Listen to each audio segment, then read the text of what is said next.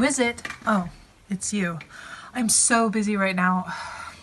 I guess you'll have to come in. Come on. I have so much to do. The house is such a mess. No one is helping me with anything. It's a nightmare trying to bake these cookies.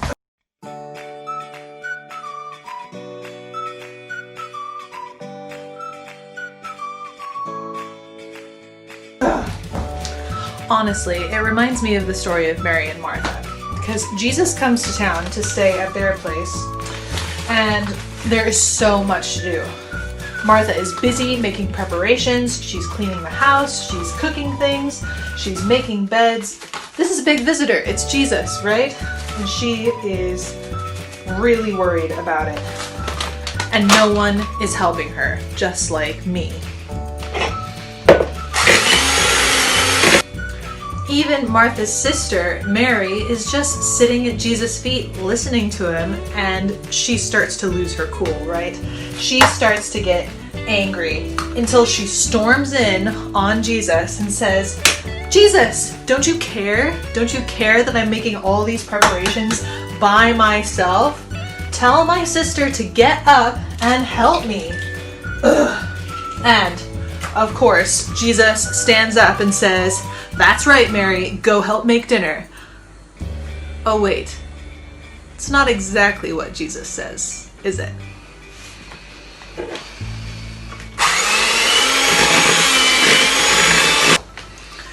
Jesus doesn't get mad at Mary.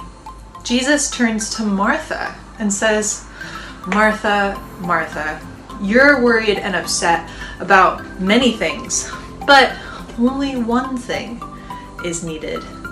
Mary has chosen what's better, and it won't be taken away from her." Wow. Now, I think there's a few interesting things happening here. First of all, Jesus is admonishing someone who's got their priorities wrong, right? Martha isn't necessarily doing bad things. She's trying to be a good hostess. She's trying to show hospitality and have a, clean and lovely home for her guests.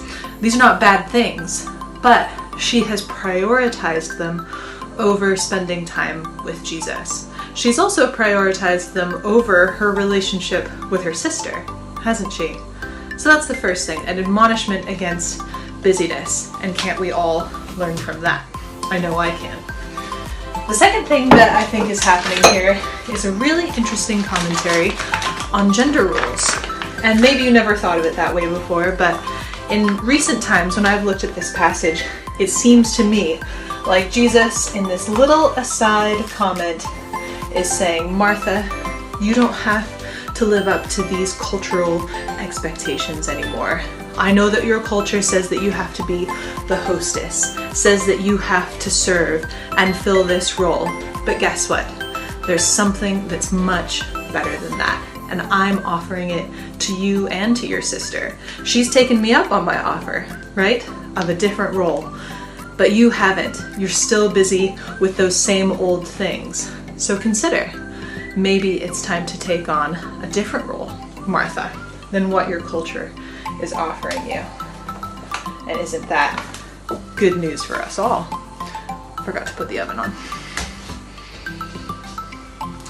Now, I say good news for us all because there are cultural expectations and roles put on all of us. No matter what culture we live in, what time we live in, what our gender is, there's expectations put on us, aren't there? And sometimes we feel huge pressure to live up to those. Jesus isn't necessarily here giving a huge reprimand to what Martha's doing, to the gender role that she's trying to fulfill. What he is saying, though, is there's something better. The third thing that I think is happening here is Jesus is admonishing, he's getting Martha in a bit of trouble because she has a judgmental attitude. A judgmental attitude towards her sister, Mary.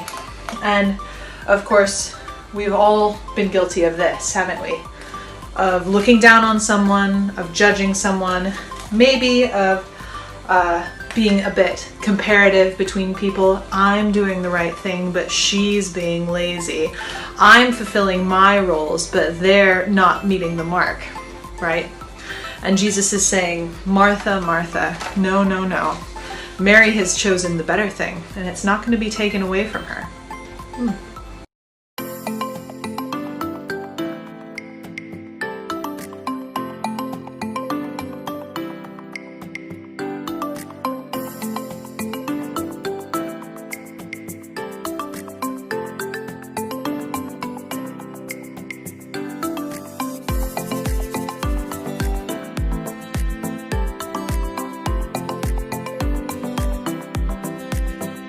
I think the cookies are ready.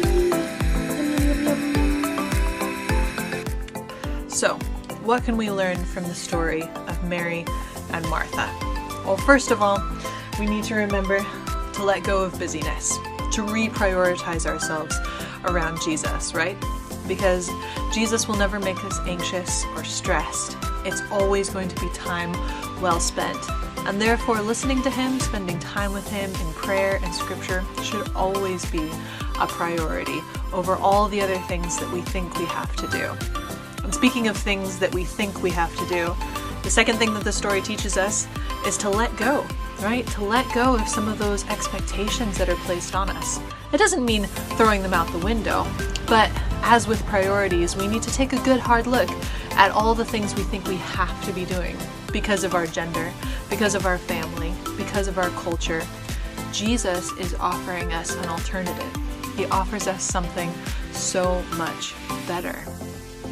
And thirdly, of course, the third thing that the story teaches us is to not judge others, right? To not look at other people around us and say, oh, well, I'm meeting the mark. I'm doing so much better than they are. Instead, we need to let Jesus be the only judge, and we need to graciously approach everyone around us, whether they be women or men, if they're from a different culture or the same as ours. We need to recognize that he is offering this grace. He is offering this new life to all of us, and we can all accept it.